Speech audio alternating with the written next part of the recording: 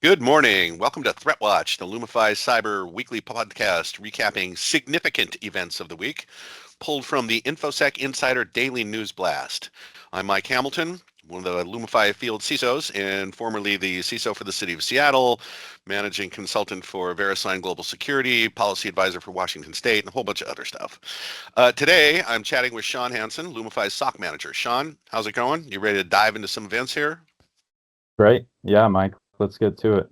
So Okay. first one, tell me about H&R Block and what's going on with their Their class class action action suit. suit. Yeah, boy, they're getting thumped. Well, so, you know, class action suits are becoming pretty common right now. Every time somebody has an unauthorized disclosure of protected records. This one's different because the allegations made by the plaintiff in the suit. So, they always say that, the company didn't implement reasonable and adequate controls, but there's really specific language being used here, as well as the allegation of negligence. Okay. And this is starting to show up more and more. So the plaintiff complains this was a foreseeable and preventable cyber attack.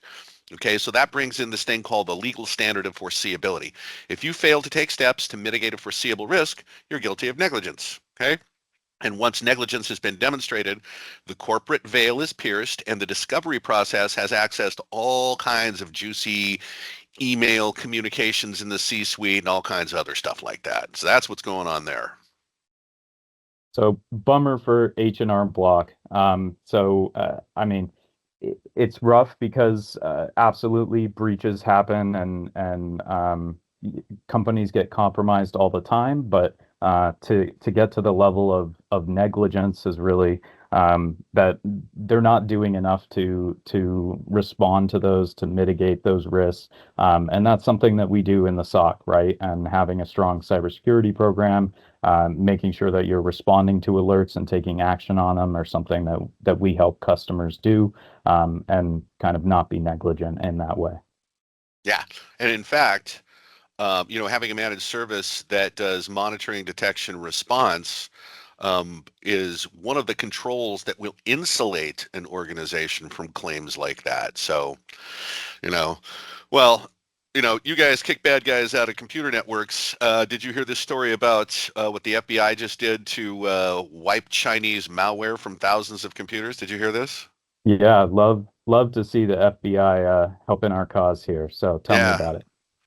Well, so this is not the first time this has happened, but I mean, the FBI is knocking it out of the park, disabling criminal and espionage networks. Usually they melt them. This whole defend forward bit with the DoD involved, and the FBI is there too. This one's different.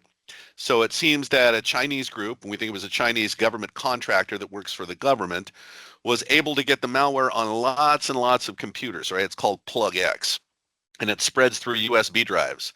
So note to self, don't pick up USB drives in bathrooms and parking lots and jack them into work computers, okay? So the malware accepts a number of commands, including to delete itself. So the FBI, working with French authorities, found this hard-coded IP address in the malware used for command and control. So they took that over and sent the command to delete all the malware from the compromised computer. Poof, gone. That's great. Love to see it. Love to see it. Yeah, I was interested to see that, the FBI had actually gotten the legal protection to make this change, and that, they had really tried to to ensure that taking this action and actually deleting this malware wouldn't have any other consequences. But yeah, they basically took over the command and control server, and then utilized the function that's built into this malware to send the delete command to all the computers and clean this up for us. So, Yeah.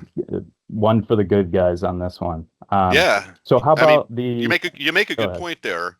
Um, what if the malware was on an MRI control system or something like that? That's a good point I hadn't thought of, right? That they really had to determine whether or not that they were going to be causing a threat to life or something like that because malware had been in, for example, hospital networks or other critical infrastructure.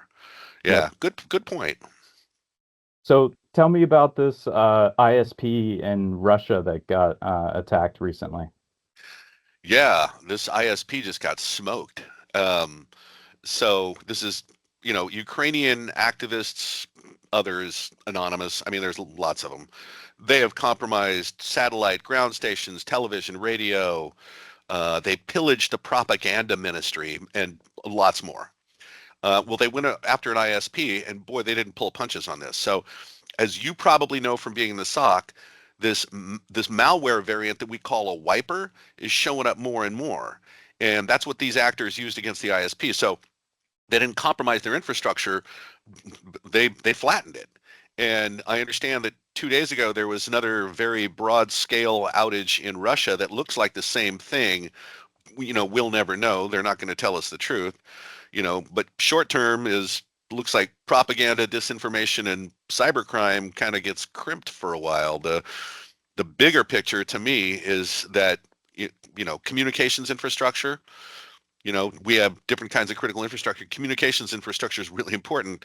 Like the Chinese compromising our telecoms, that's just becoming more and more common. Is that what you see?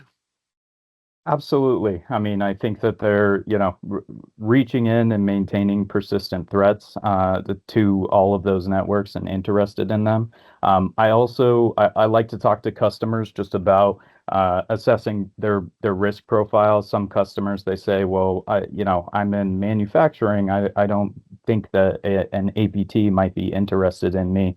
When we talk about Russia, Ukraine, we're talking about, an active cyber war that's going on. But I think to the Sony Pictures hack and the wiper that they experienced, in that Sony Pictures, an entertainment company, not somebody who you'd often expect to be targeted by a state-sponsored actor, but due to exercising free speech, you could argue, they were actually targeted by a North Korean APT and experienced a wiper. And so I talk to customers about that for sure, that there's no telling what APT may be interested in working on you or in damaging you for this type of gain, or for a win there like that. Yeah, that's what I say is, hey, you're secure until your ticket's punched. Yep. And so last one, let's talk about the fun one. The UK government is warning about some cybersecurity risks and some sex toys. Yeah. Um, this this is actually an old story, but it just resurfaced recently. So I guess the UK government is feeling that their first warning didn't come across or something like that. But um, you know, it turns out, like many of the other smart devices, you can dock these things to your phone, right? To do what, I have no idea. But setting that aside, they can be attacked over the network through near field communication, right? Bluetooth, through the application interface, and more, to cause them to behave unexpectedly, surveil their use, and cause, according to the report, psychological and physical harm. Um, Now, the U.S. government just came out with their secure IoT labeling system. Means we should get some sex toys that have vulnerability management built in. So that should be fascinating. Okay. All right. We're about out of time here. So I will see you on Tuesday, because I'm coming in for the Barrett-Jackson Open, and to chat with customers and prospects and kind of have a good time watching people play golf. I don't play golf. Do you play golf? no, not for me, but I look forward to the Barrett-Jackson auction. Should be a great event, and it's always fun to see what rolls across the floor there. So Yeah. look forward to it. Okay. All right. Well, good chatting with you, Sean. See you later, man. Have a good one. All Bye. right. You too. Bye.